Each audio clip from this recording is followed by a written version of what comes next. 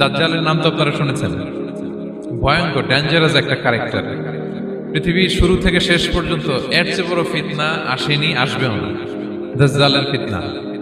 সে তার এক চোখ থাকবে, আরেক চোখ এরকম বন্ধ থাকবে, এখানে লেখা থাকবে কাফারা।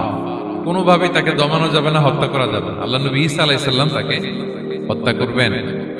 দাজ্জাল আমাদেরকে যে সমস্ত জিনিস দিয়ে ফিতনায় ফেলবে, ওই ফিতনাগুলোর সলিউশন আল্লাহ তাআলা সূরা কাহফের ভিতরে রেখে দিয়েছেন। দাজ্জাল চারটা জিনিস দিয়ে আমাদেরকে ফিতনায় ফেলবে। দ্যাটস ট্রায়াল অফ ফেথ, এক নম্বর। ঈমানের পরীক্ষা সে আমাদেরকে ফেলবে, আমাদের বিশ্বাস নিয়ে ছিনিমিনি খেলবে সে। এটার সলিউশন আছে সূরা কাহফ, আমি বলবো আস্তে আস্তে। দুই নম্বরে দাজ্জাল আমাদেরকে ফিতনায় ফেলবে দ্য ট্রায়াল অফ ওয়েলথ, সম্পদ দিয়ে সে আমাদেরকে ফিতনায় ফেলবে। তিন নম্বর দ্য ট্রায়াল অফ নলেজ, জ্ঞান দিয়ে সে আমাদেরকে ফিতনায় ফেলবে। চার নম্বর দ্য ট্রায়াল অফ পাওয়ার, ক্ষমতা দিয়ে সে আমাদেরকে ফিতনায় ফেলবে। দাজ্জাল চারটা জিনিস দিয়ে আমাদেরকে পরীক্ষায় ফেলবে। কয়টা? এক হচ্ছে ইমানি পরীক্ষা, দুই হচ্ছে সম্পদ দিয়ে পরীক্ষা, তিন হচ্ছে জ্ঞান দিয়ে পরীক্ষা, চার হচ্ছে ক্ষমতা দিয়ে পরীক্ষা। সে ইমানের পরীক্ষায় আমাদেরকে ফেলবে। সে এসে বলবে আমি তোমার রব, এবং এটা প্রমাণ করার জন্য যা যা দরকার আল্লাহ তাআলা তাকে সব দিবেন। সে সব করতে পারবে। সে বলবে আমি তোমার রব। যদি বিশ্বাস না হয়, তোমার বাবাকে যদি জীবিত করে বিশ্বাস করবে? অনেকে বলবে হ্যাঁ আমার আব্বাকে জীবিত করে দেখান।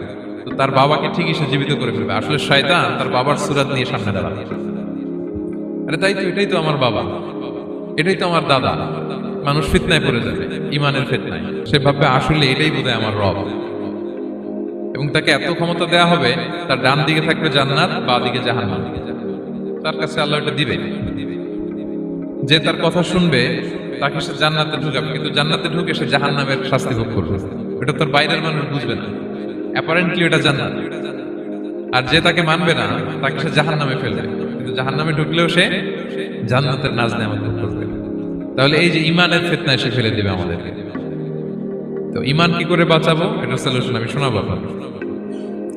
দুই নম্বরে সে আমাদেরকে সম্পদ দিয়ে ফিতনায় ফেলবে। যার যা লাগবে সে তাই দিতে পারবে, যা লাগবে।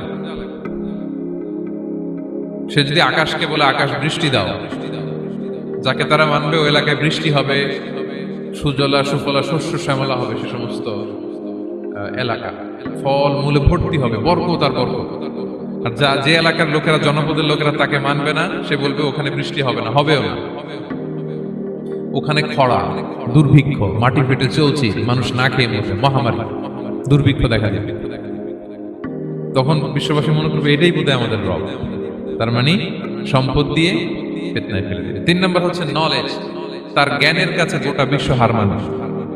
পূর্বের পরের যত জ্ঞান আছে সব আল্লাহ তাকে দিবে। ইলমুল আউয়ালিন ওয়াল আখিরিন, এমন কোন প্রশ্ন নেই যেটা দিয়ে তাকে আটকানো যায়।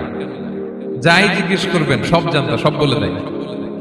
ভবিষ্যৎবাণী বলে দিবে, বলবে আগামীকাল ওইখানে অমুক দেশে বোমা বিস্ফোরণ হবে, হবে ওইখানে, ওখানে দুর্ভিক্ষ হবে, হবে, ভূমিকম্প হবে, হবে। সে যা বলবে তাই হবে।